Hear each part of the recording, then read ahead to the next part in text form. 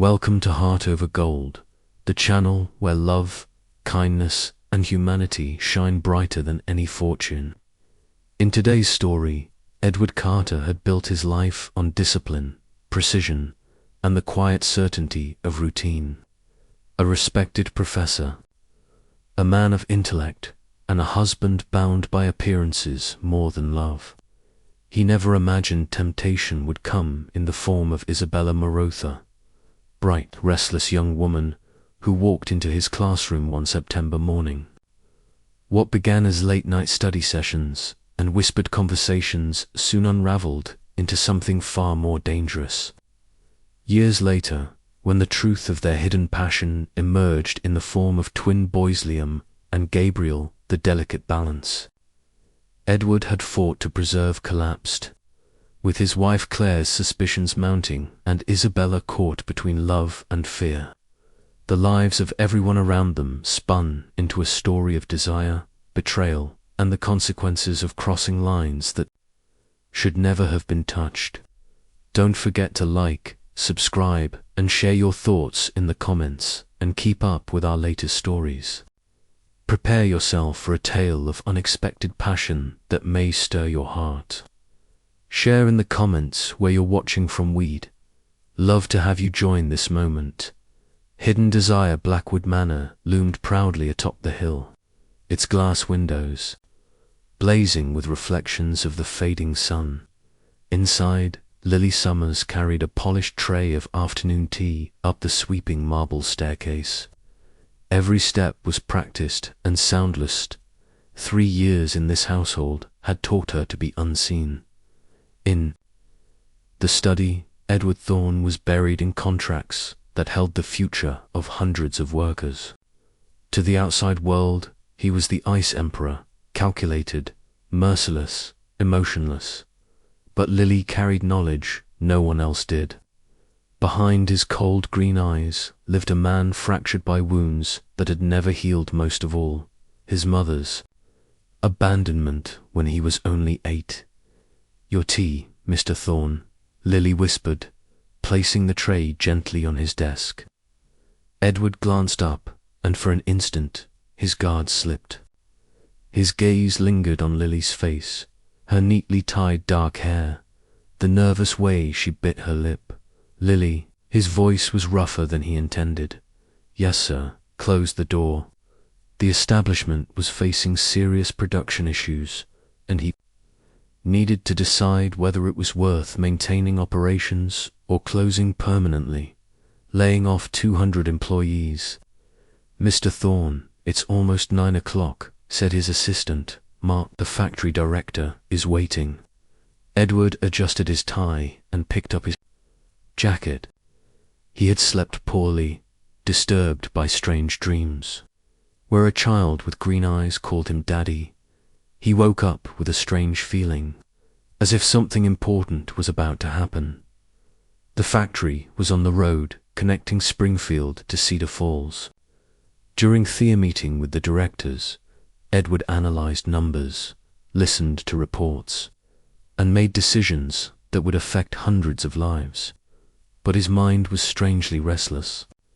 "We need to visit sewing department," the factory director said. Some employees came from neighboring towns specifically to talk to you about an improvement proposal. Meanwhile, Lily was at the Cedar Falls garment factory finishing an urgent when her boss, Mrs. Rosa, appeared with an anxious expression. "Lily, I need you for something important. Remember I mentioned our factory might get a big contract with a Springfield factory?" "Yes, ma'am. The company owner is there today, and they asked some suppliers to bring work samples. You're my best seamstress. I need you to go there and show our work." Lily hesitated. Her pulse quickened. Lately, these encounters had carried an intensity neither could ignore. Long glances, fleeting brushes of skin, words meant for no one else. She shut the door with trembling hands. When she turned, Edward was no longer at his desk. He moved toward her, slow and deliberate, like a predator circling prey. "We can't keep doing this," he said, his face only inches from hers. "I know." She breathed, though her body betrayed her, leaning subtly toward him. "You don't understand what you do to me," Edward murmured, lifting a hand to her cheek. 3 years, seeing you every day, pretending I feel nothing." Lily shut her eyes, surrendering for just a moment, forgetting the gulf between their world's heir to an empire, and a maid with no family but memories of her mother. "Mr. Thorne, Edward," he interrupted softly. "When it's just us, I'm Edward." She whispered his name like a prayer. "This is madness. No one has to know." His lips brushed hers. "I need you, Lily. You make me feel alive." His kiss was fierce, hungry, desperate, as if he were drowning and she was his heir. Lily melted into him, arms circling his neck, months of repressed desire igniting at once. When they finally parted, breathless, she whispered, "This can't happen." Yet her fist still clutched his shirt. "It already has," Edward whispered against her lips. "And it will again." A shrill ring shattered the moment. Edward answered the phone reluctantly, his tone shifting into icy composure. "Yes, Mother. Tomorrow night, of course." Lily's heart sank. Eleanor Thorne never called except to summon him to important social affairs where suitable women of his rank would be waiting. "There's a charity dinner tomorrow," Edward said quietly after hanging up, avoiding her gaze. "Of course." Lily forced a smile. "That's your world." She turned for the door, but Edward seized her wrist. "This changes nothing." "It changes everything," she said softly. "Tomorrow you'll stand beside women your mother approves of, women you could marry without shame. That's a reality I can't ignore." His silence was telling.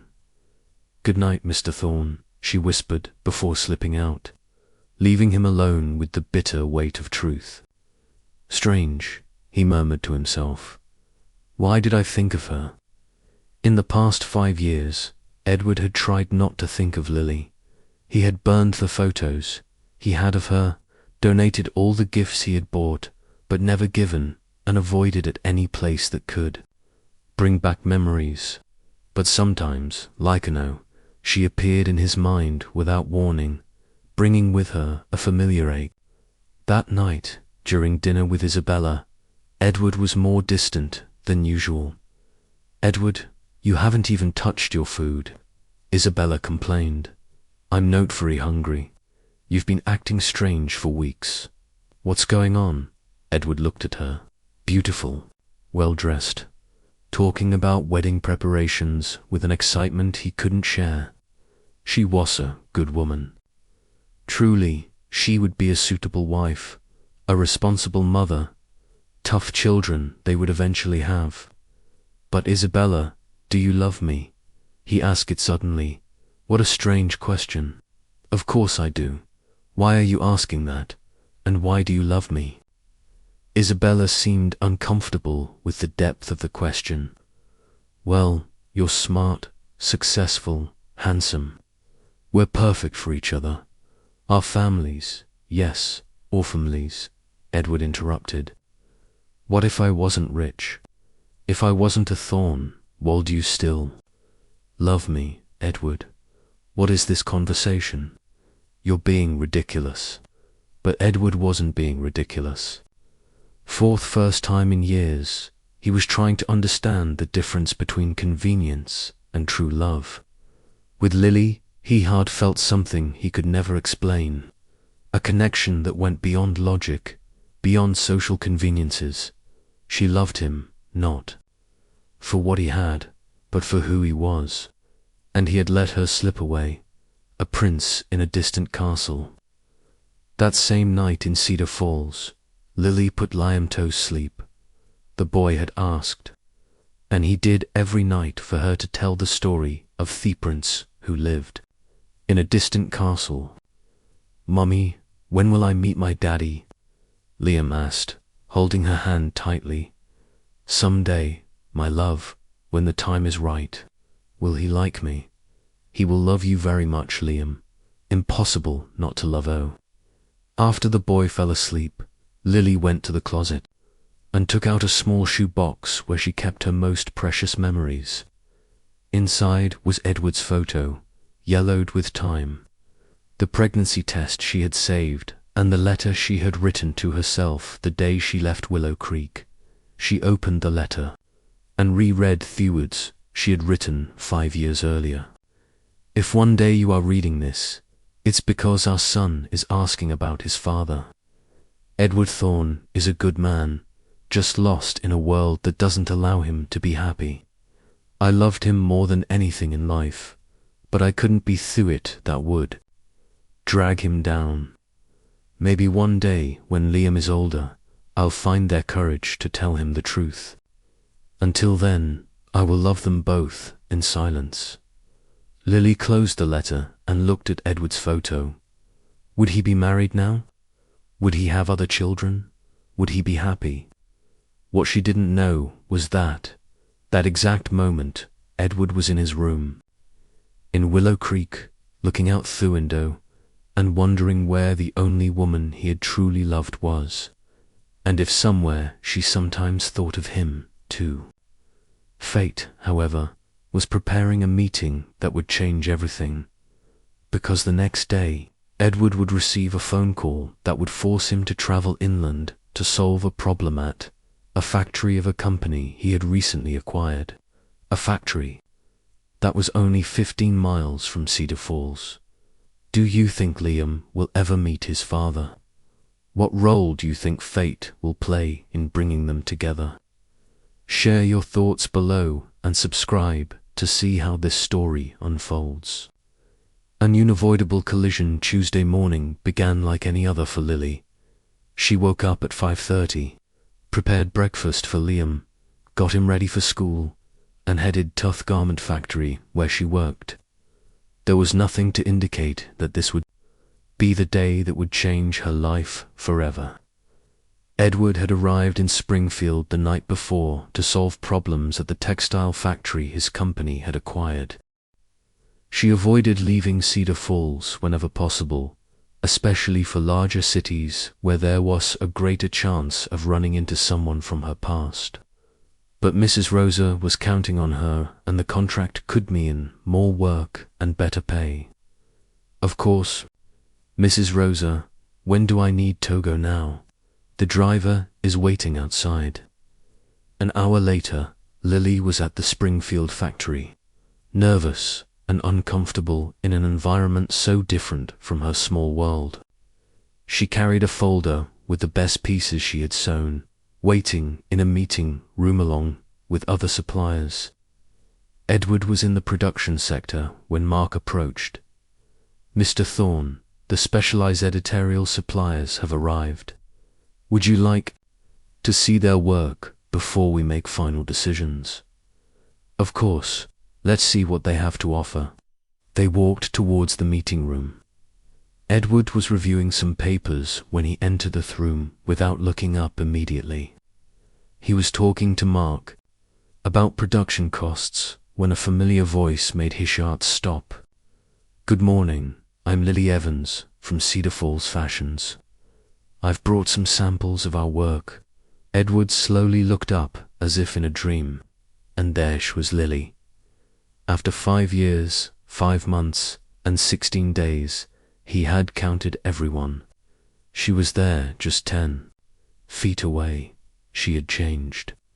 She was a little thinner, her face slightly more mature, but her brown eyes were exactly the same. When their eyes met, Lily paused so much that Mark became concerned. Ma'am, are you feeling well? Lily couldn't breathe. Edward was there, more handsome than she remembered, wearing an impeccable suit with the authority of someone who commanded companies for armament. She thought about running, about making up an excuse and living immediately. She stammered, holding the folder so tightly that her fingers turned white. Mark, can you give us a few minutes? Edward said, without taking his eyes off Lily. Of course, sir. I'll be in the corridor if you need anything. When they were alone, the silence was deafening. 5 years of pain, longing, regret, and unrequited love hung in the air between them. Lily, Edward said finally, his voice huskier than he intended. Mr. Thorne, she replied formally, trying to maintain composure. Please don't call me that. What should I call you then? There was poorly disguised pain in her voice. 5 years have passed. A lot has changed. Edward took a step closer and Lily instinctively recoiled. Where were you? He asked. I looked for you. For months, I looked for you. There was no reason to look for me. I was just your employee. You know, it wasn't just thought. Edward felt the anger and pain of those years resurfacing. You vanished without explanation, without saying goodbye, without what? Without getting into way of your relationship with Isabella, without causing a scandal for your family. I did what was best for everyone. Lily exploded, losing the composure she tried to maintain. For everyone but me. Oh, for God's sake. Lily laughed bitterly. You probably don't even remember what happened between us. I'm sure Isabella was a very suitable comfort. Edward was silent for a moment, fighting the aghetto, pull her into his arms, and kiss her until she understood that he had never been able to forget her. You're right, he finally said. Isabella is a suitable comfort. So much so that we're getting married in 2 months. If Edward expected any reaction of jealousy or pain, he was disappointed. Lily merely nodded, as if confirming something she already knew. Congratulations, she said with a coolness that surprised him. I'm sure you'll be very happy. And you? He couldn't help himself. Are you happy? Lily thought of Liam, of her son's smile every morning, of the nights reading stories, of the drawings stuck on the fridge. She thought of the simple but loving life she had built. Fairy, she replied, and it wasn't a lie. She was happy, just not complete. Is there someone in your life? The question came out before Edward could control himself. Lily looked him in the eyes and for a moment considered telling him everything. Telling him about Liam, about the nights she stayed awake thinking about him, about how she had cried when she learned of his engagement through a magazine she found by chance at the doctor's office. Yes, she lied. I have someone very special. Edward felt as if he had been punched in the stomach. For 5 years, he had harbored a secret hope that she still loved him, that one day they could meet again. I understand, he said, trying to keep his firm about the work. Lily opened the folder with trembling hands. These are some pieces I made. If you're not interested, Lily, please, Edward interrupted. We can't pretend nothing happened between us. Nothing happened, she lied again. It was just a few weeks of confusion. You were right from the start. We were from different worlds. Before Edward could reply, the Durapand and Mark returned, accompanied by the factory director. Mr. Thorne, Cerrito, interrupt, but we have an urgent call from Willow Creek. Your fiancé is on the line. Lily felt as if she had been slapped. Reality hit her like an avalanche. Edward was really going to marry Isabella, the perfect woman for him from his world, who would never be a source of shame or scandal. Tell her I'll call her back in 5 minutes, Edward replied without taking his eyes off Lily. Sir, she seemed very upset. She mentioned something about the wedding. Edward hesitated, torn between his fiancée and the woman he could never forget. Go. Lily said softly, Your fiancé needs you, Lily. Edward, go. I'm leaving anyway. I'll leave the samples with the director. She moved towards the door, but Edward held her arm. Where do you live? How can I find you? You can't. She gently pulled away. And you shouldn't. You have a good life, Edward. A life that suits you. Don't ruin that for the sake of ghosts from the past. You're not a ghost. I am. Lily smiled sadly, and ghosts should stay where they belong, in the past. She left the room without looking back, leaving Edward alone with the sound of her footsteps fading on's heart breaking once more, a child's unveiling. The truth revealed in the car thought took her back to Cedar Falls. Lily cried silently.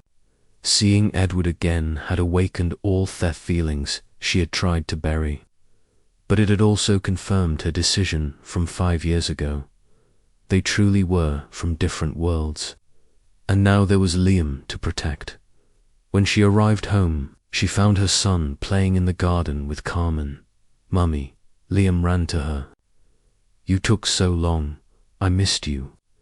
Lily picked him up and hugged him tightly, inhaling the scent of childhood that always calmed her. I missed you, too, my love. Why are you crying, Mummy? I'm not crying, she lied quickly, wiping her tears. It's just something in my ear that night after Liam fell asleep. Lily looked at her son and saw Edward in a very feature of the child's face. The resemblance was getting stronger every day, especially the green eyes that were an exact copy of his father's. In 2 months, Edward would be married. In a few years, he would have children with Isabella, and Liam would grow up without ever knowing his father, just with stories about a prince who lived in a distant castle. Perhaps it was better this way. Perhaps some stories would. For reality, Edward couldn't sleep that night. The call with Isabella had been about floral details for the wedding, something completely trivial that she had labeled urgent. As he listened to his fiancée talk about orchids versus roses, his mind was with Lily, trying to decipher everything that hadn't been said at their meeting. She had changed, not just physically, but there was a new maturity in her eyes, a strength that wasn't there before, and she had lied about having been special. Edward knew Lily too well not to realize when she lied, the way she bit her lip, the way she looked away. They were the same gestures from 5 years ago. The next morning, Edward made an impulsive decision. Instead of going straight back to Willow Creek as he had planned, he told Mark that they needed to check on some local suppliers. Sir, but we already have all the necessary reports, Mark questioned. I want to get to know the region better. You never know when this information might be useful. In truth, Edward secretly hoped to find Lily again, perhaps see her in her environment, understand the life she had built away from him. They drove to Cedar Falls, a small town where everyone knew Varian. Edward asked Mark to inquire about Cedar Falls fashions, using the possibility of new contracts as an excuse. It's right there. On Main Street, a local shopkeeper informed him. Mrs. Rosa is a very honest woman. She has an employee there, Lily, who is the best seamstress in the region. Top quality work. Edward's heart quickened at hearing her name mentioned with such respect and affection. It was almost noon when Edward decided to walk through the town. While Mark sorted out some bureaucratic details, the streets were quiet, very different from the hustle and bustle of Willow Creek. He was lost in thought when he heard a child's voice that made his blood run cold. Watch out, Mom. The car. Edward instinctively towed in the direction of the voice and saw a scene that would make his world crumble. A small child had let go of a woman's hand and was running after a ball that had rolled into the street. A car was approaching, and the woman who had her back to Edward ran desperately after the child. Edward didn't think twice. He ran into the street and picked up the boy, pulling him out of the vehicle's path seconds before he would have been hit. The car braked sharply, honking angrily, but then drove on. "Liam, my God, Liam," the woman cried, running towards them. When she turned, Edward felt as if the world had stopped. It was Lily, pale with fright, extending her arms to take the child he held. But it was when Edward looked at the boy that his life changed forever. The child had curly brown hair, the same face shape Edward saw in the mirror every day, and eyes, green eyes, identical to his own. There was no possible doubt. It was like looking at himself at 4 years old. Liam. Edward repeated the name in a whisper, unable to take his eyes off the child. "Thank you for saving my son," Lily said quickly, taking Liam from Edward's arms. Her hands trembled visibly. "Come on, Leo, you need to be more careful." But Liam, with the typical curiosity of children, looked at Edward. "You have eyes just like mine," the boy observed innocently. Edward felt as if he had been struck by lightning. Lily pulled it even more. "Liam, let's go," she said firmly. "Mummy, he's just like me. Look at his eyes now, Liam." But Edward, to the child's height, hypnotized by the resemblance. "What's your full name?" he asked softly. "Liam Evans," the boy replied proudly. "I'm 4 years old." Edward did the math quickly. 4 years old, lie disappeared 5 years ago. Pregnancy would last 9 months. "Liam Evans," Edward repeated, looking directly at Lily. "Not Liam Evans, Thorne." Lily closed her eyes for a moment, knowing there was no longer any way to escape the truth. When she opened them, Edward saw tears forming. "Please," she whispered. "Not here, Mummy." "Do you know this man?" Liam asked, sensing the tension between the adults. "Yes, Leo, I do," she replied, her voice choked. Edward stood up slowly, the shock still processing in his mind. 5 years, he said softly. "You were pregnant for 5 years and never told me. Edward, please." "I have a son," he said, more to himself than to her. "I have a 4-year-old son." Liam looked from one to the other, confused by the adult's conversation. "Are you two friends?" he asked. Edward knelt again, this time with tears in his eyes. "Liam, do you know who I am?" The boy shook his head negatively. "I am." Edward looked at Lily, who was "I am Edward. Edward, like the prince from Mummy's story?" Liam asked, his eyes lighting up. Edward looked at Lily with an expression of surprise and emotion. "You told stories about me, about a prince who lived in a distant castle," Lily admitted.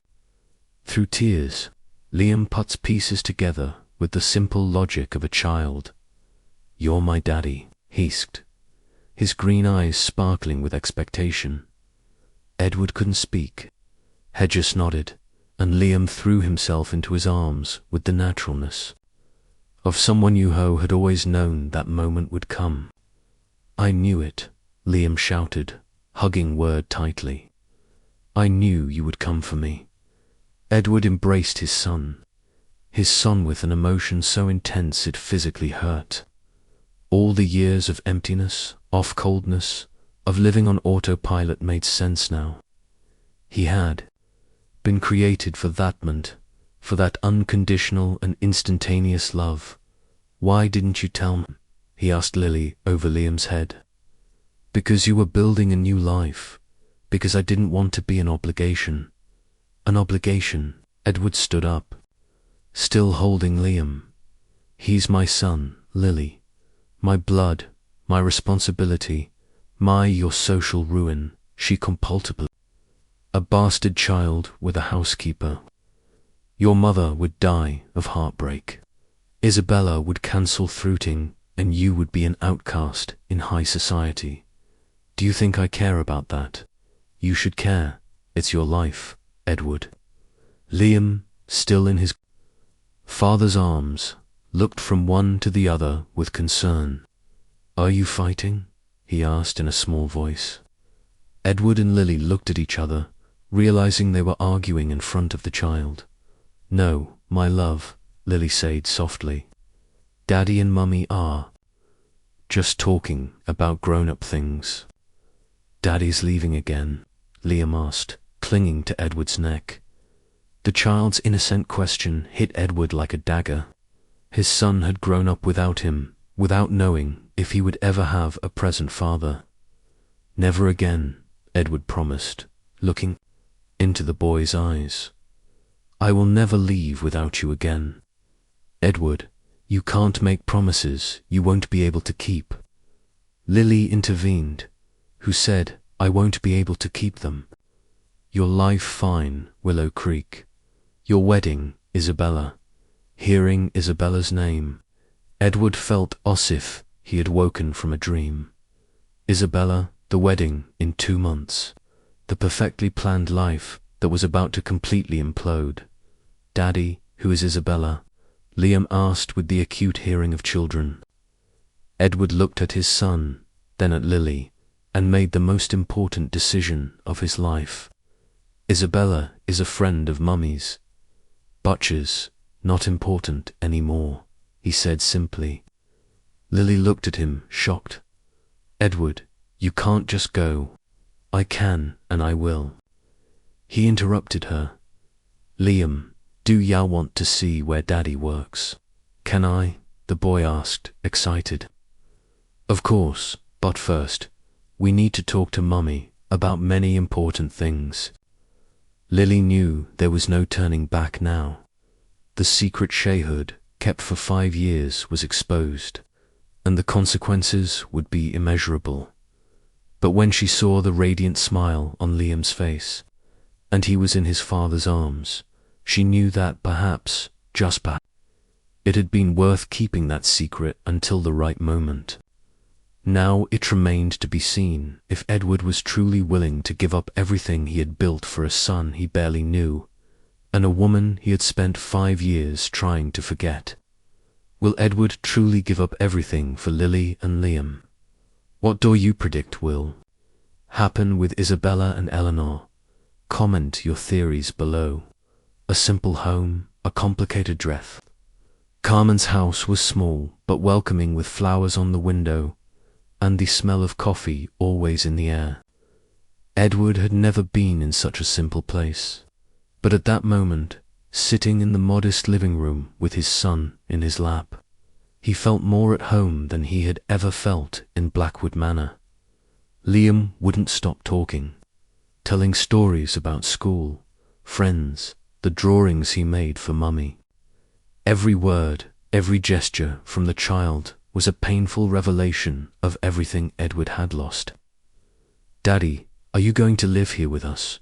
Liam asked, playing with Edward's tie. Lo, Daddy has his life in Willow Creek. Lily intervened before Edward could answer. Willow Creek is far away, Liam pouted. I want you to live here. Edward looked at Lily, who avoided his gaze, nervous about the turn off the conversation. We need to talk, he said softly to her. Alone, Carmen can stay with Liam.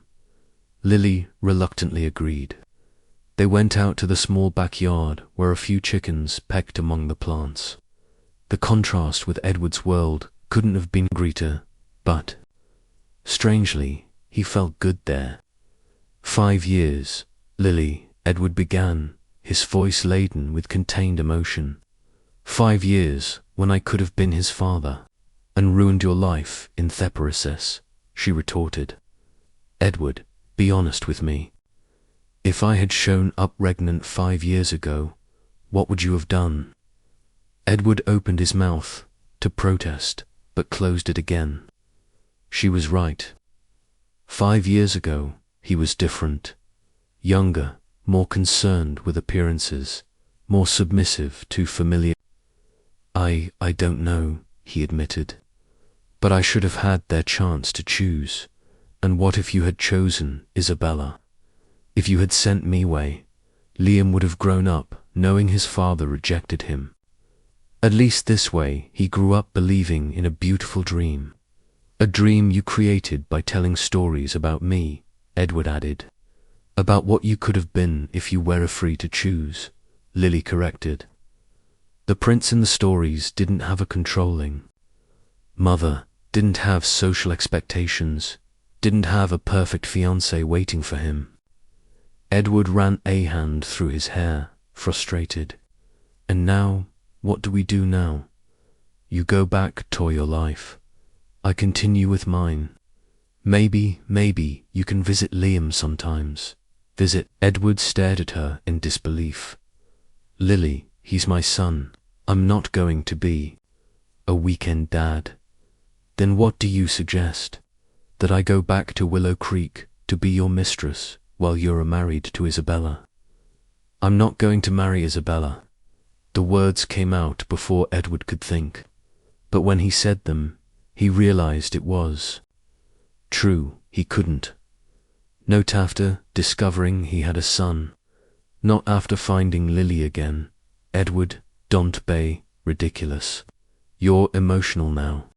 But when you go back to Willow Creek, when I go back to Willow Creek, I'm cancelling the wedding.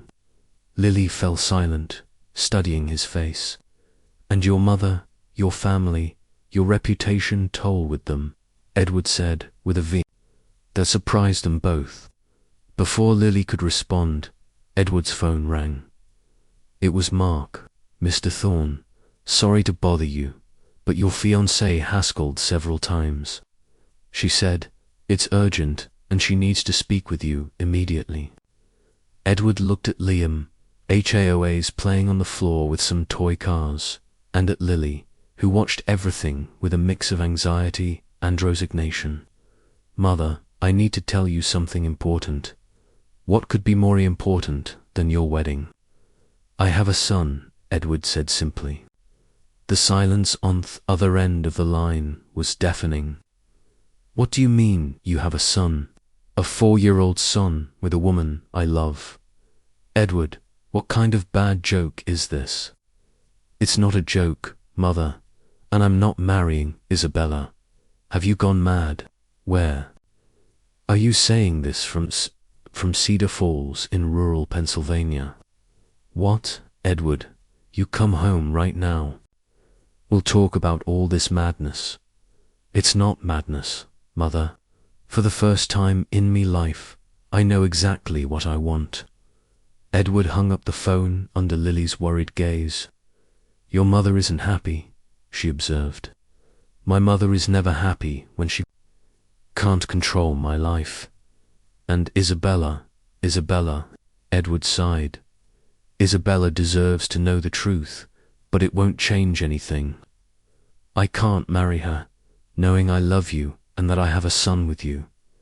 Edward, listen to what you're saying. You barely. No, Liam. You've seen me twice in 5 years. You might be romanticizing the situation. Maybe, he admitted. But what if I'm not?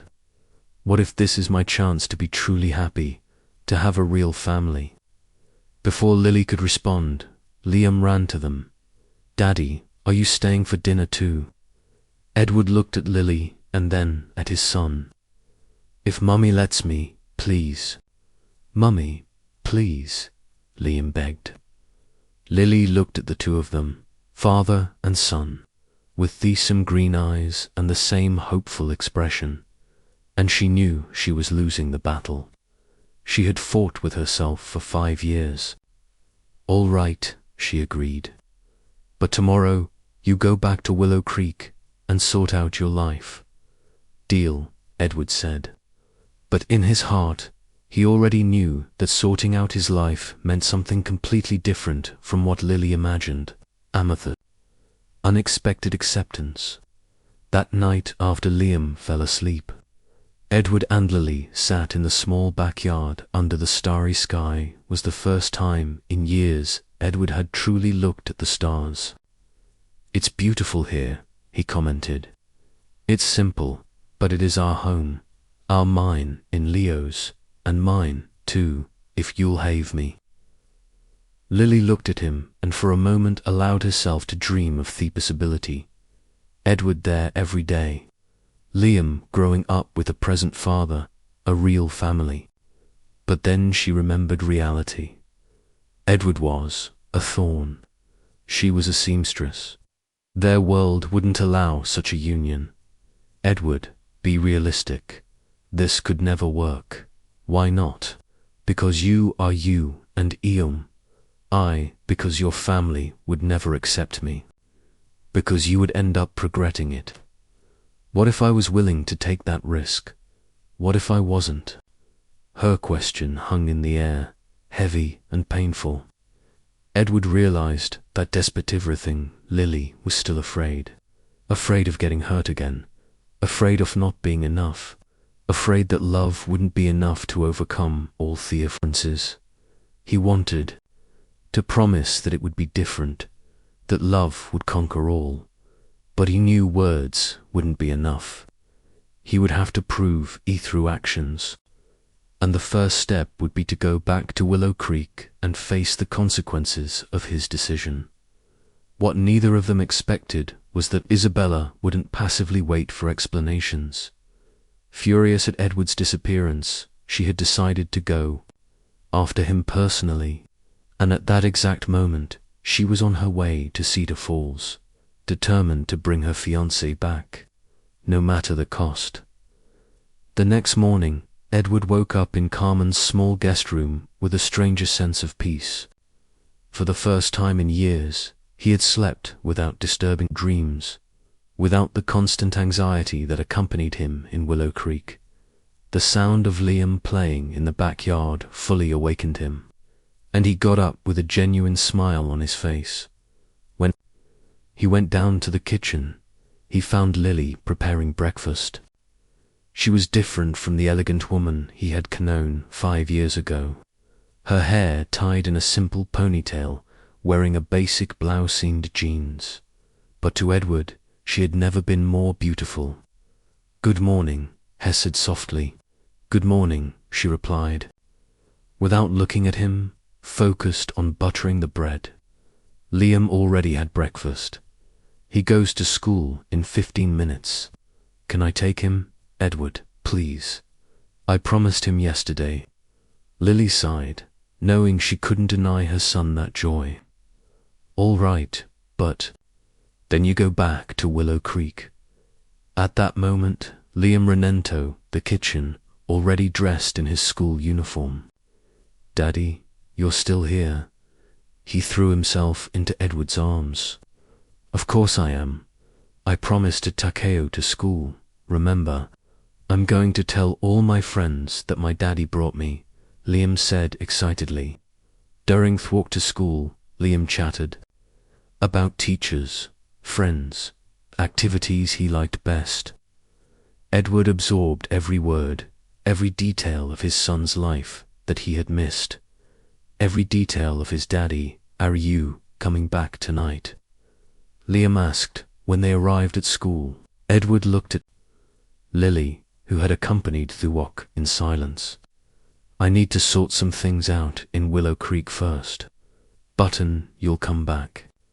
"I promise we'll see each other again very soon," Edward said, kneeling to his son's height. Liam hugged him tightly. "I love you, Daddy." The child's simple, sincere words, Sinwood's heart like an arrow. He had never felt such pure, unconditional love. "I love you too, my boy, more than you can imagine." After dropping Liam off at school, Edward and Lily walked back in silence. The tension between them was palpable. Both knew this was goodbye, but neither wanted to take the first step. Lily. Edward stopped walking and faced her. "Come with him to Willow Creek. Bring Liam. You can live with me while I sort everything out." "Live with you," she laughed bitterly. "As what?" Your mistress an illegitimate child hidden in the attic. As my family, Edward said firmly. I'm cancelling the wedding with Isabella, facing my mother, and publicly acknowledging that I have a son with the woman I love. And then, when the novelty wears off, when you realize you can't take me to business dinners because I don't know which forks to use, Lily, do you really think that matters to me? It should matter, she exploded, because it will matter to everyone. Around you, your mother will never accept me. Your friends will despise me. And one day you'll look at me and see only what Edward approached her. I'll see what, Lily? A housekeeper who ruined your life.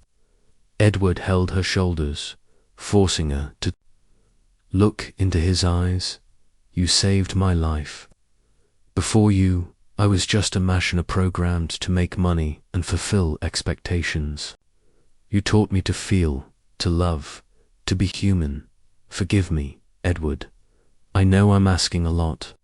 I know it's risky, but I can't go back to that empty life knowing you and Liam exist. Lily was about to reply when the sound of an expensive chiropractor caught her attention. A black Mercedes pulled up in front of Carmen's house, and out stepped a blonde woman, elegant and visibly furious. Isabella, my God, Lily murmured. How did she find us? Edward clenched his fists. He had forgotten that Isabella could be extremely determined when she wanted something. Isabella walked towards them with firm steps, her high heels clicking on the humble street's asphalt. She was impeccably dressed, a woman clearly out of place in that simple environment. Edward, she screamed from a distance. What is this charade? Isabella, what are you doing here? Coming to get my fiancé? She stopped in front of them, completely ignoring Lily. Have you gone mad, disappearing, Nicothus? Worrying everyone? Cancelling our appointments? Isabella, we need to talk. Of course we do. She looked around with disdain. But not here, in this place. Let's leave right now. I'm not leaving. What do you mean you're not leaving? Isabella finally noticed Lily, studying her from head to toe. And who is this? Edward took a deep breath. The moment of truth had arrived. Isabella, this is Lily, the woman I love. The silence that followed was deafening. Isabella looked from Edward to Lily, trying to process the information. The woman you love? She repeated slowly. Edward, did you hit your head? This person, obviously, isn't from our social standing. Isabella, Edward began, his voice laced with warning. No, Edward. Isabella exploded. I'm not going to stand here and listen to you say you love a... She looked at Lily with contempt. A nobody. Watch your words, Edward, say dangerously low. Lily, who had remained silent, finally spoke. Isabella, Edward is free to choose. If he said he loves me, maybe you should respect him. Respect? Isabella laughed sarcastically. Do you really think you're going to steal my fiancé with that innocent face? No one is stealing anyone. Lily replied with dignity. Love isn't stolen. It either exists or it doesn't. Love, Isabella turned to Edward. Edward, tell me this is a temporary crisis. One after those male fantasies that pass quickly. It's not a fantasy. Isabella, and it won't pass because of her. Isabella pointed at Lily as if she was something disgusting. Edward looked closely at her. Look at where you are. Is this what you want? To trade our life, our social position, our future for this? Isabella, you're been disrespectful. Isabella was becoming hysterical. I'm been disrespectful. You disappeared 2 days before an important meeting about our wedding to be with A.A. What? A child's voice interrupted the argument. Everyone turned and saw Liam standing at the corner, clearly having come home from school early. His green eyes were fixed on Isabella, but there was confusion on his face, seeing the adults arguing. Liam Lily stepped forward. "My love, you're home early."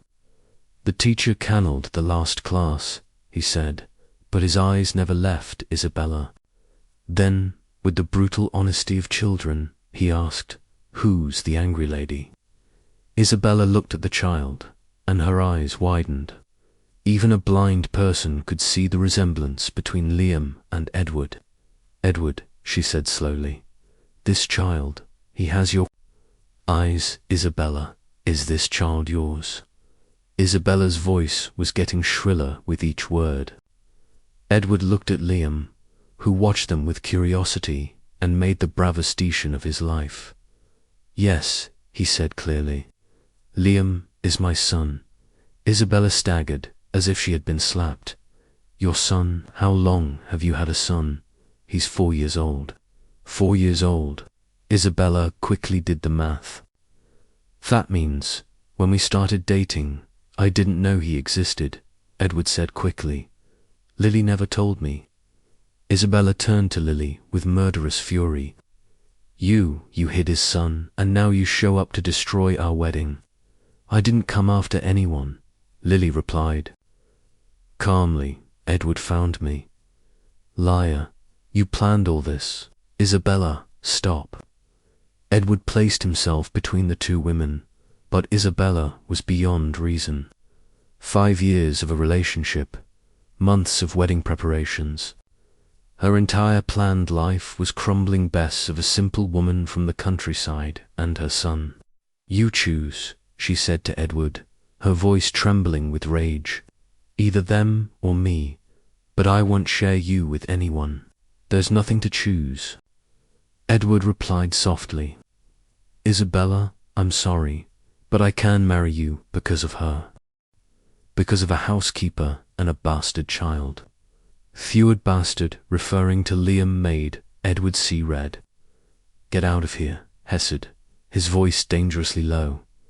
"Now, Edward, you'll regret this. Isabella, when you realize the mistake you're making, you'll come looking for me. But it might be too late. That's a possibility I'll have to live with."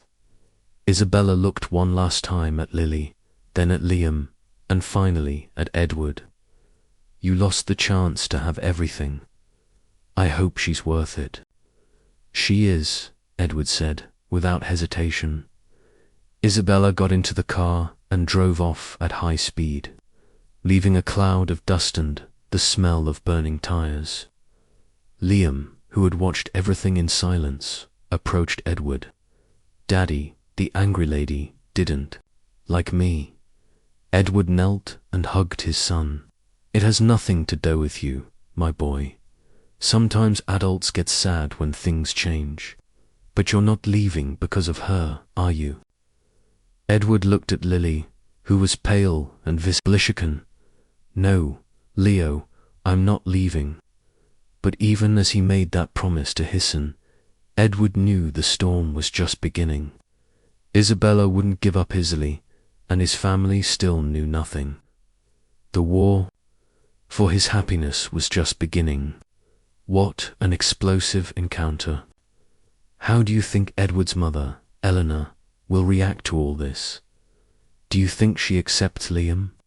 Share your predictions in the comments. A mother's unexpected shift after Isabella's departure. A heavy silence hung over the small street. Edward still held Liam in his arms, while Lily remained standing, visibly shaken by the confrontation she had just witnessed. "Mummy, why are you sad?" Liam asked, reaching out to her. "I'm not sad, my love," Lily lied, picking up her son. "Just a little tired." Edward approached them, but Lily took a step back. "Lily, Edward, you need to leave," she said softly. "Right now, before it's too late." "Too late for what?" "For you to go back to fix things with Isabella." to save your life. My life was lost 5 years ago. Yotwo saved me." Before Lily could reply, another car approached. This time it was a black limousine with a driver. Out stepped an elegant and imperious woman whom Edward immediately. Eleanor Thorne had arrived. "My God," Edward murmured. "How did she find out where I am?" "Isabella," Lily replied bitterly. "I bet she called your mother in the way." Eleanor walked towards them with the rigid posture of an offended queen. Her eyes scanned the simpler surroundings with evident disdain before fixing on her son. "Edward Henry, what is this scandal?" she said without preamble. "Mother, what are you doing here?" "I came to get my son before Hecamet's, the biggest folly of his life." Eleanor looked at Lily and Liam coldly. "So, these are the ones responsible for all this confusion." Liam hid behind his mother, intimidated by the woman's simpering presence.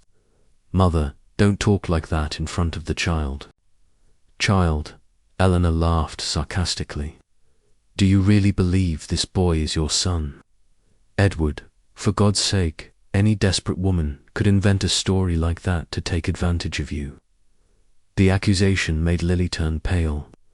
"Madame, I never wasn't talking to you," Eleanor cut her off coldly. "Edward, get in the car now. We're going to resolve this situation once and for all." "I'm not going anywhere." "Have you completely lost your mind?" Eleanor exploded. "Isabella told me everything. You cannot the wedding of a housekeeper and a child. We don't even know if he's really yours." "She was my housekeeper," Edward corrected, his voice dangerously low. "And Liam is my son." "Oh, prove it," Eleanor challenged. "How? DNA test? If this boy is really your son, we'll make a fair financial arrangement with this girl. But you come home and marry Isabella." "Mother, you don't understand. I love Lily, love." Eleanor laughed bitterly. "Edward, you've confused sexual gratitude with love.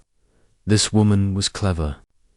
She got pregnant by you to secure her future enough." Edward shouted, making Liam jump and cling tighter to his mother. "I will not tolerate you talking about the woman I love and my son like that. Your son." Eleanor looked at Liam for the first time with attention. When she saw the green eyes identical to Edward's, her expression shifted slightly. "Even if he is your son, that doesn't mean you should destroy your life. We can provide this child with a proper education from you." "Never," Edward said firmly. "Edward, be rational. Are you going to throw everything away? Your social position, your businesses, your future. Why? For a passion that will pass. Because for the first time in my life, I know what it means to be happy." Eleanor studied her son's face and saw something that surprised her. Determination, a strength she had never seen in him before. "Edward, you've always been an obedient son. Always done what was best for the family. And look what that turned me into. An empty, cold man, incapable of feeling anything real. Better that than being a social outcast." Mother Edward approached her, speaking more softly. "I love you. You are Mimitha, and always will be. But I can no longer live the life you planned for me, and if I disinherit you, if I cut off all your resources." Edward looked at Lily and Liam, then back at his mother. "Then I'll work with my own hands if I have to, but I will not give up my family." Elena was silent for a long moment, studying her son. Finally, she looked at Lily. "And you," she is scared. "What do you have to say about all this?" Lily took a deep breath. This was the most important moment of her life. "Mrs. Thorne, I never wanted to cause problems for Edward. When I found out I was pregnant, I left his life precisely so as not to." Harm him. Then why didn't you do it again now? Why? Lily looked at Edward, then at Liam. Because our son deserves to have a father. And me. I'm tired of being afraid. Afraid of what? Afraid of not being good enough. Afraid that one day Edward would regret me. Afraid that love wouldn't be enough to overcome all the differences between us. And now Joe, not afraid anymore. Lily looked into Edward's eyes and saw 5 years of pain, loneliness, and regret. She also saw true love, determination, and the promise of a future she had dreamed of but never dared to hope for. I'm still afraid, she admitted, but I'm more afraid of losing the chance to be happy again. Eleanor observed the interaction between the two, and for the first time in decades, she saw her son truly in love. Not by convenience, but by true love. Edward, she said, finally, are you absolutely sure of what you're doing? More sure than I've ever been of anything in my life. And are you willing to face all the consequences, the scandal, the businesses that might be lost, the completely different life? I am. Eleanor sighed deeply, as if carrying the weight of the world. Then may God bless you both, she said surprisingly, because you're going to need it. Edward looked at her, shocked. Mother Edward, I've always wanted your happiness. Perhaps I got confused and thought happiness meant social status and money. But looking at you now, she paused. You're different, but alive. Does that mean? It means you're an adult and you can make your own decisions. Even if I didn't completely agree, I won't abandon my son. Edward approached his mother and hugged her. Thank you, Mother. Don't thank me yet. Eleanor pulled away from the embrace and looked at Lily young lady. If you make my son suffer, you'll have to answer to me. I would never intentionally make Edward suffer, Lily replied with dignity. And you, Eleanor's dressed Liam, who was still hiding behind his mother. Come here, boy. Liam looked at Edward, who nodded encouragingly. Slowly, the boy approached Eliana. Do you know who I am? She asked, kneeling to his height. Daddy's grandma? Liam asked shrilly. That's right, and that makes me your grandmother, Eleanor said, and for the first time, her face softened. Would you like to see your house in Willow Creek? Liam's eyes lit up. Can I, Mummy? He asked Lily. That's very kind of you, Mrs. Thorne, Lily stammered. Eleanor is fine. We're going to be family, after all. Edward looked around at his mother, who was trying to accept the new reality. At Liam, who finally had a grandmother. At Lily, whose aim to not believe any of this was truly happening. Then, he said, taking Lily's hand, how about we go to Willow Creek? All of us together. Edward, are you sure? Lily asked one last time. I've never been more sure of anything in my life. And Isabella will find Simeon, who loves her as she deserves, someone who isn't me. Lily looked at Liam, who was holding Eleanor's hand and asking 1,000 questions about the house in Willow Creek. She looked at Edward, who was watching her with so much love that she felt her heart finally settle. All right, she said softly.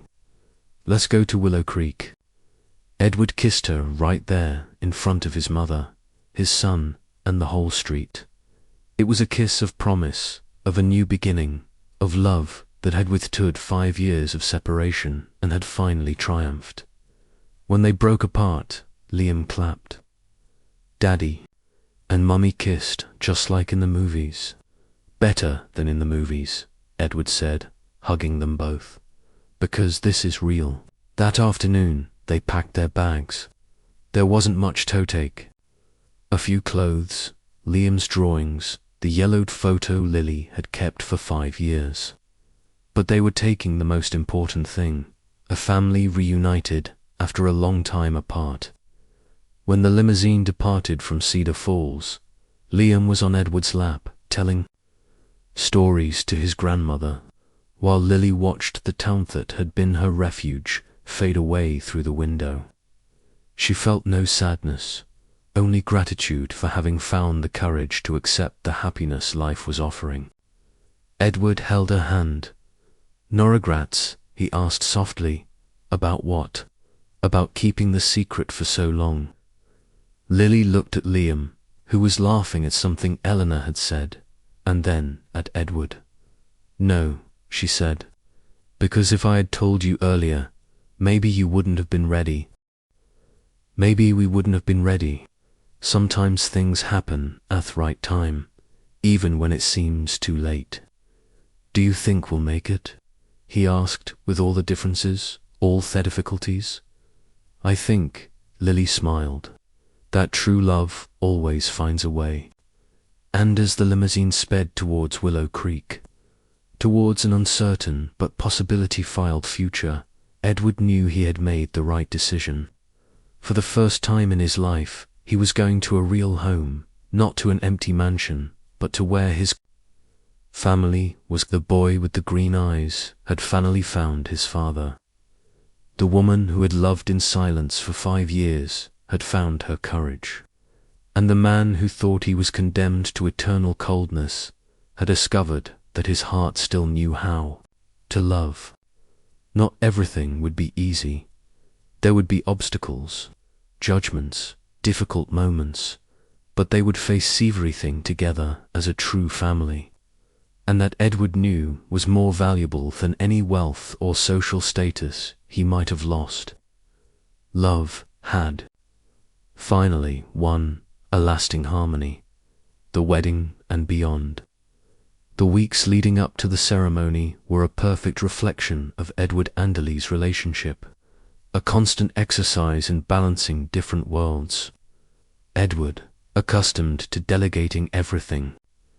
2 professionals initially suggested hiring a renowned event planner who had planned celebrity weddings.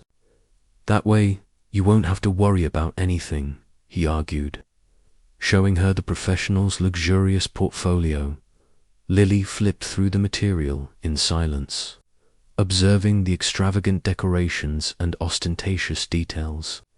"It's beautiful," she conceded, closing the catalogue, "but it doesn't feel like us. I want to be part of every decision, choose every flower, every detail." He wanted to be personal, not perfect. Edward's eyes softened, understanding. "Then we'll do it together, our way." And so it was. On nights after putting Liam to sleep, they would sit on the new house's balcony with papers, fabric samples, and lists spread between cups of tea. Edward discovered an unexpected lure in participating in these choices. Never before had he cared about color nuances or types of flowers. One night, while debating the menu, Lily surpressed him. "I'd like us to serve many savory pastries," she said, watching his reaction. "It's what I ate the day I found out I was pregnant. I was alone, scared, not knowing what to do. I ate a pastry sitting on a park bench, imagining what life would be like from then on." Edward took her hand, his eyes moist with emotion. "We'll have the best mini savory pastries in the world at our wedding," he promised. "And never again will you be alone with your fears." The guest list was another challenge. Edward's first version had over 200 names, partners, influential business, politicians, people it would be strategic to invite. Lily's had only 20 close friends, some teachers, Ms. Jenkins. After long conversations, they reached a middle ground. 80 people who genuinely meant something to both of them. Edward was surprised to realize how many friends on his original list were merely superficial connections. The night before the wedding, while Lily spent the night at a friend's house following tradition, Edward stayed alone with Liam. It was the first time he had taken care of his son for an entire night without Lily's presence. And now it's just us, champ, he said after putting the boy to bed. Are you excited for tomorrow? Liam nodded sleepily, hugging the teddy bear that had been with him since he was a baby. I'm going to carry the rings. You can't get married without them, he said with the seriousness only a child can have. Exactly, Edward agreed, stroking his hair. You have the most important role. When Liam finally fell asleep, Edward went to the balcony with a glass of whiskey. Looking at the stars, he reflected on the extraordinary journey that had brought him there. He remembered what his life was like before. The impeccably clean, empty penthouse, the lonely nights disguised as freedom, the superficial relationships. If someone told me 2 years ago that I'd be here, about to marry a woman I briefly met and have a son with whom I learned the meaning of love, I would have laughed in that person's face, he murmured to himself. His phone rang, interrupting his thoughts. It was Lily. Just wanted to say good night, she said, and he could hear the smile in her voice, and that I love you. I love you too, he replied with a naturalness that still surprised him. Liam's asleep. Everything's under control. Are you sure? I can hear the ice in your glass. Edward chuckled. Just a whiskey to toast stars. And the extraordinary woman who will be my wife tomorrow. The silence on the other end of the line was laden with emotion. You've really changed, she finally said. You and Liam transformed me, he corrected. Good night, future Mrs. Thorne. Summers Thorne, she corrected with a laugh. Some things don't change, Edward, and he smiled because he didn't want them to change. The wedding morning dawned perfectly. Clear sky, mild temperature, a gentle breeze rustling the garden flowers. Liam woke up excited, jumping on Edward's bed. It's today, Daddy. It's today you and Mummy are getting married. Edward hugged him, inhaling deeply the scent of child shampoo from his son's hair. Yes, champ. Today we officially become a family. But we're already a family, Liam replied with the simple wisdom of children. The comment touched Edward deeply. You're right. We're just celebrating what we already are. The morning preparations passed in a whirlwind. The caterers arriving, chairs being positioned in the garden, the small makeshift altar under the oldest tree on the property. Edward supervised everything with an attention to detail that surprised even his assistants, normally in charge of such tasks. "I want everything to be perfect for her," he explained when asked. "Not because we're rich or important, but because she deserves the most beautiful celebration in the world." As he dressed, helped by his best man, an old college friend who had remained close despite the changes in his life, Edward received a small wrapped box with a note from Lily, "For you to wear today and remember where we came from." The note read, inside was a pair of simple cufflinks, made with small blue stones. "She bought these for you?" asked the best man, surprised by the simplicity of the gift. "No," Edward replied, his voice thick. "These are the stones Liam found on the beach the first time we went to the sea together. All three of us." He was fascinated by Thekla and said it matched his mum's eyes. The best man watched with new understanding as Edward replaced the diamond cufflinks he had planned to wear with the simple blue stones. "She turned them into the most valuable gift I've ever received," Edward added. When the first chords of music began, the guests, already settled in the garden chairs, turned to see Liam, impeccable in his little suit, carrying a cushion with the wedding rings.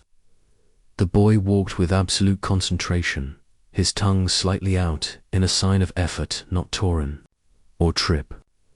Edward, waiting at the makeshift altar, felt his heart swell with pride. His son, words that still evoked a wave of emotion, approached with such earnestness to do everything right. Tenth music changed, and everyone stood. Lily appeared at the beginning of Theflo-aligned path, and Edward's world stopped. It wasn't the dress, though it was beautiful in its elegant simplicity. It wasn't the hairstyle, nor the soft makeup that enhanced her natural beauty. It was the smile, the quiet confidence, the eyes that met his immediately among everyone. It was the woman who had transformed his life by showing him what truly mattered. Tears came unbidden, and for the first time in his life, Edward didn't try to hold them back. He let them stream freely down his face, silent witnesses to the transformation. In his heart, when Lily reached him, given away by her elderly grandmother, who had raised her since she was young, Edward took her trembling hands in his. "You look absolutely stunning," he whispered. "And you're crying," she replied with a tender smile, wiping a tear from his face. "From happiness," he confirmed, "the first of many." The ceremony proceeded, intimate and emotional. Not only did the speak but close, friends also shared memories and wishes for the couple.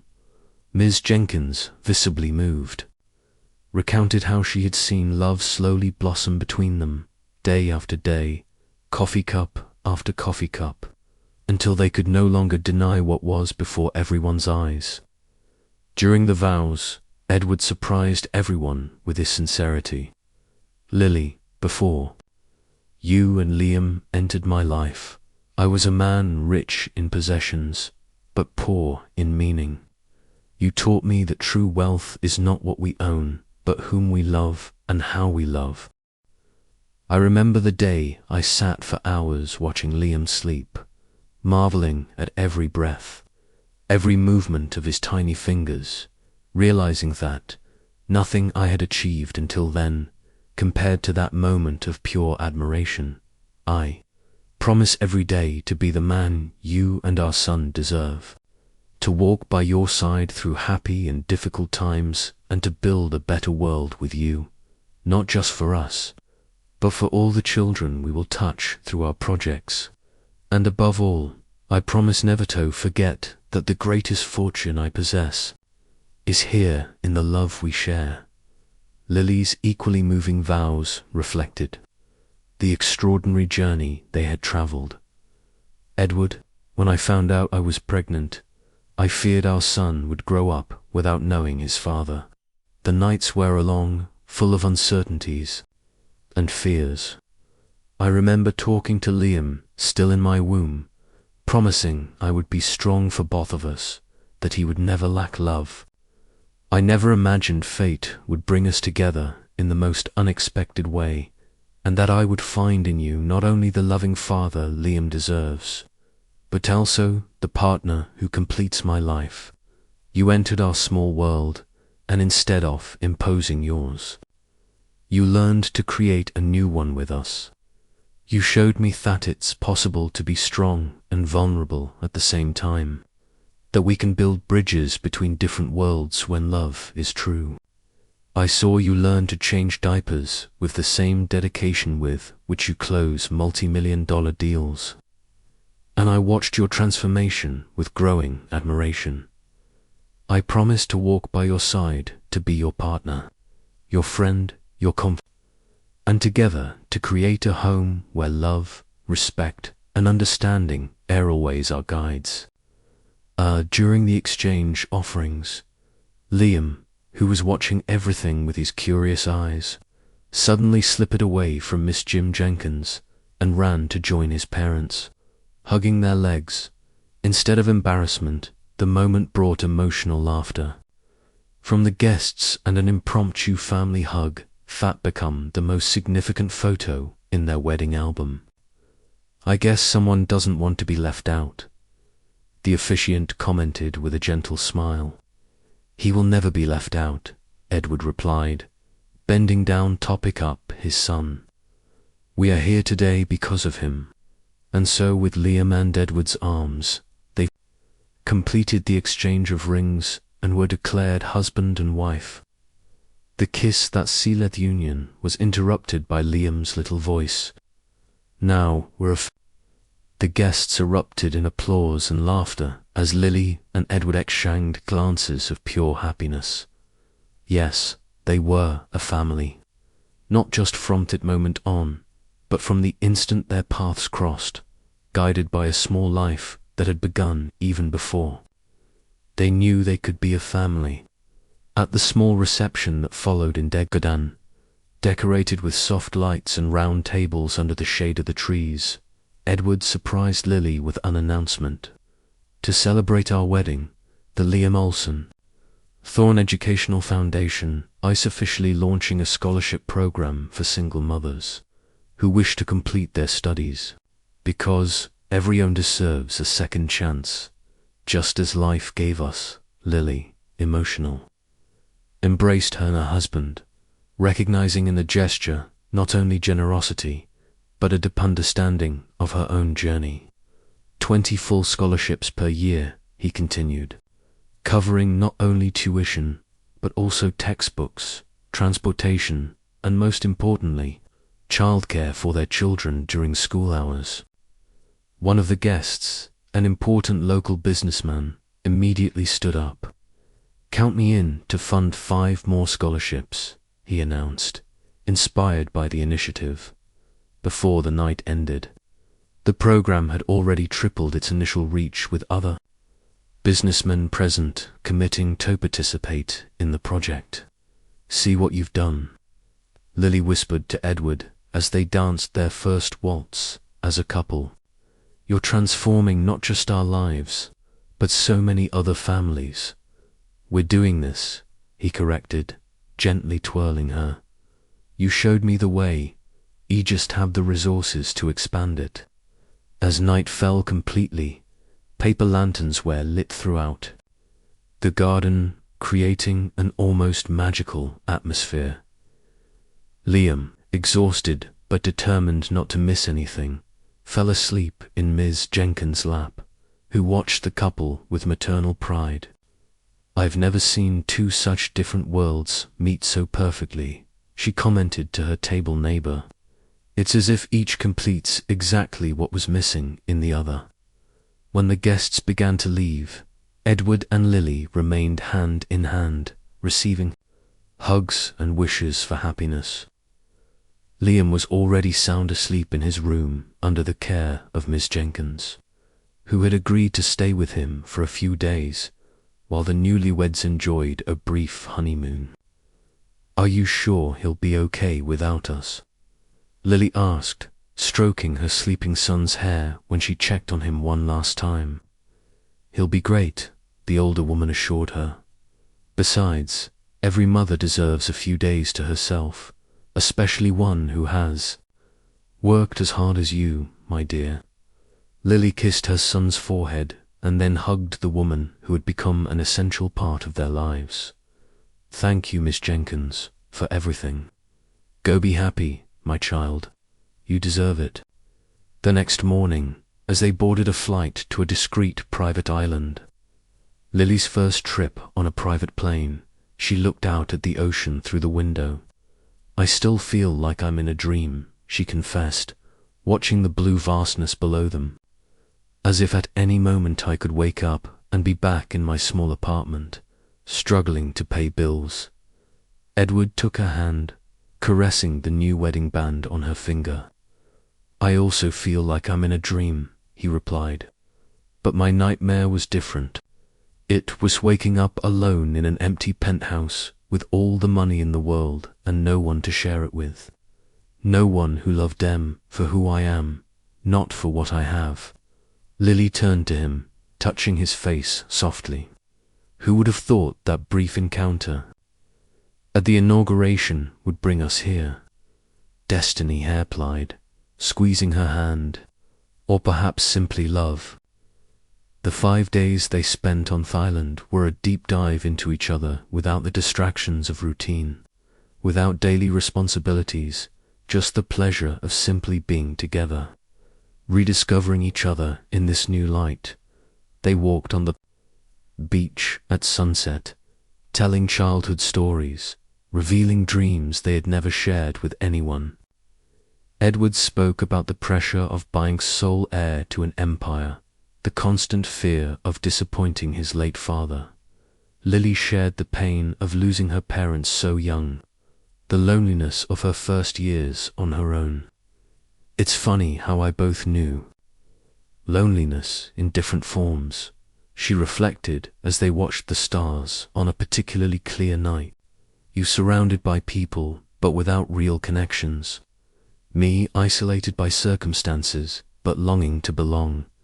And now we belong to each other, he concluded, embracing her under the starry sky. And to Liam, it was that some night, under the sparkling moonlight on the sea, that Lily shared a dream she had never confessed to anyone. I always wanted to have a daughter, too, she said, almost shrilly. A little sister for Liam, a complete family.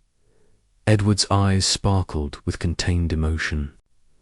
Maybe we can start working on that right now, he suggested with a tender smile, leading her by the hand back to their beachfront bungalow. Epilogue, a flourishing legacy. Fescal lawn was filled with chairs, arranged in perfect rows.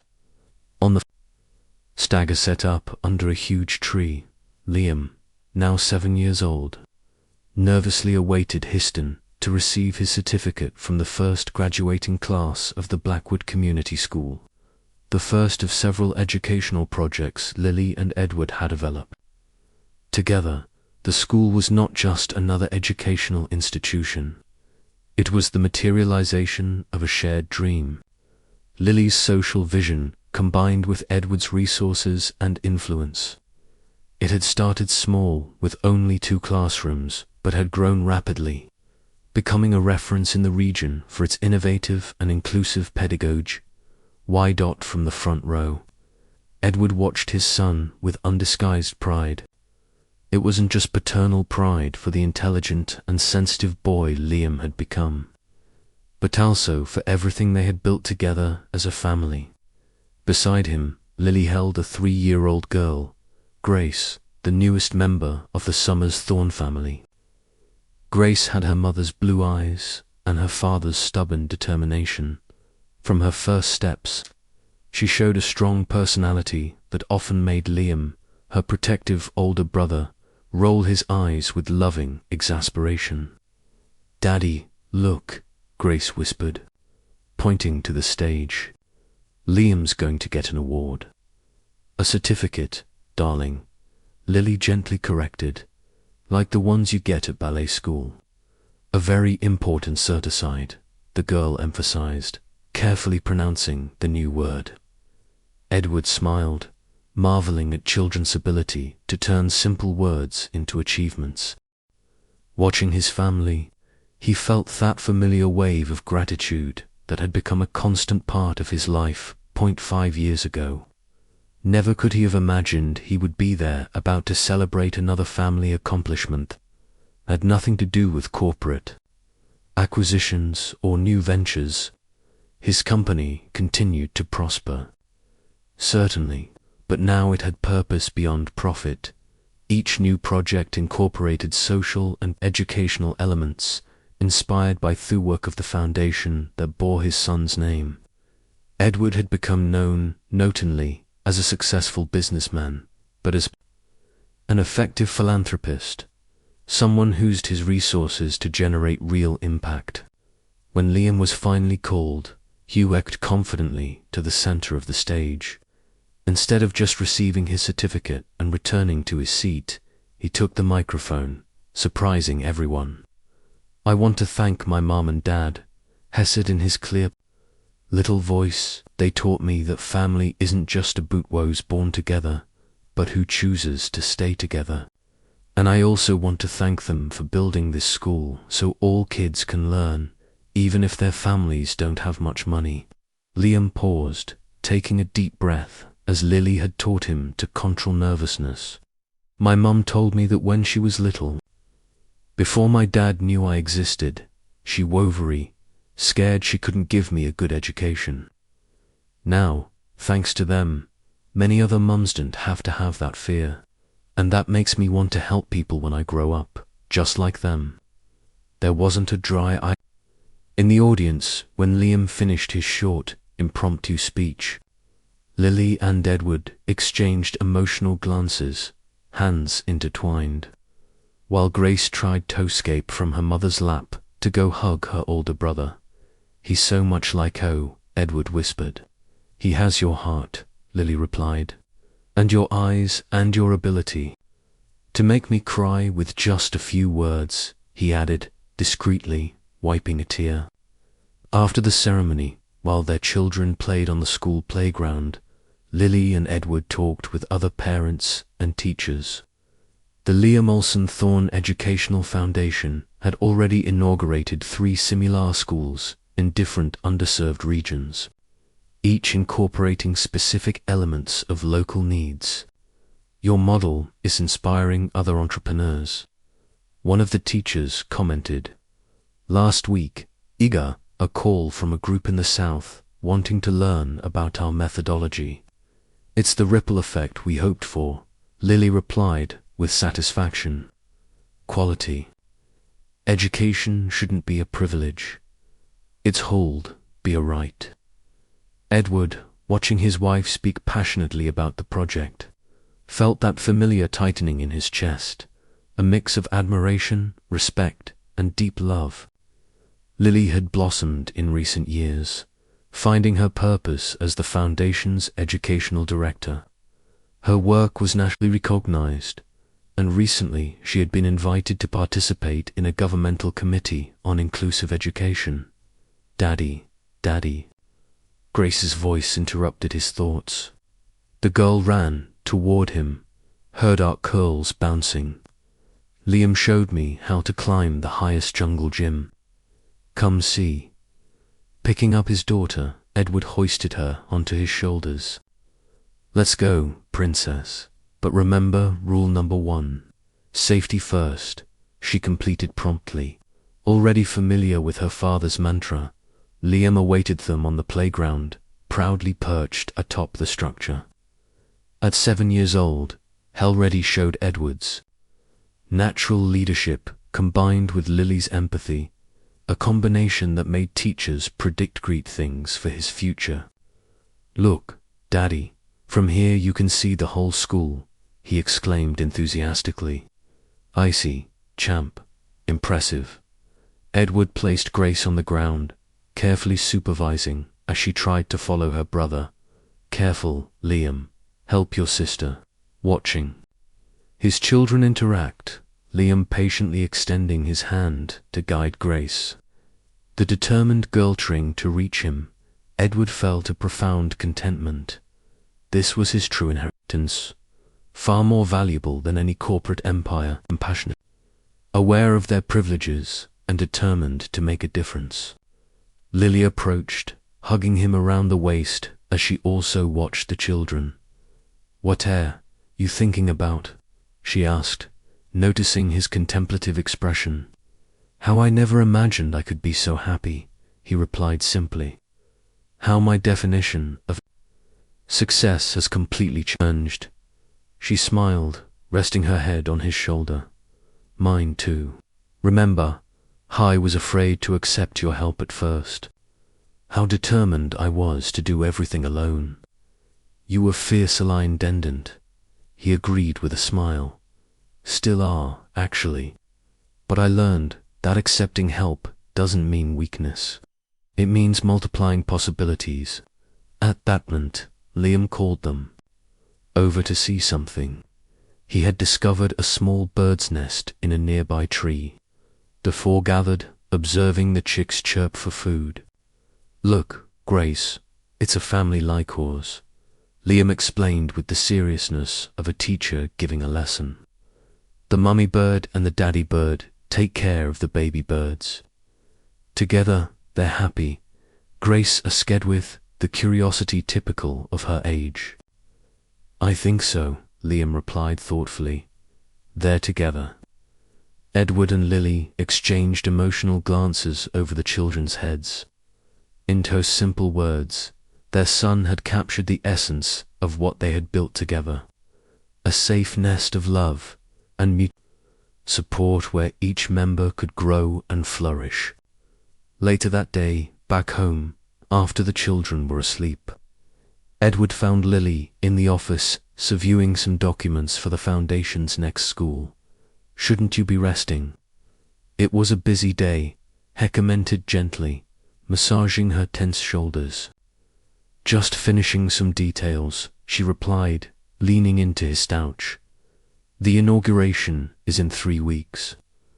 Edward observed the plans spread on theatable, architectural blueprints, pedagogical projects, carefully crafted budgets. It was the foundation's 4th educational center, and each one become more comprehensive than the last. "You're building an incredible legacy," he said with admiration. "Much bigger than anything I've ever built." Lily turned to face him. "We're building it together, Edward. Every brick, every idea, every dream realized we did it together."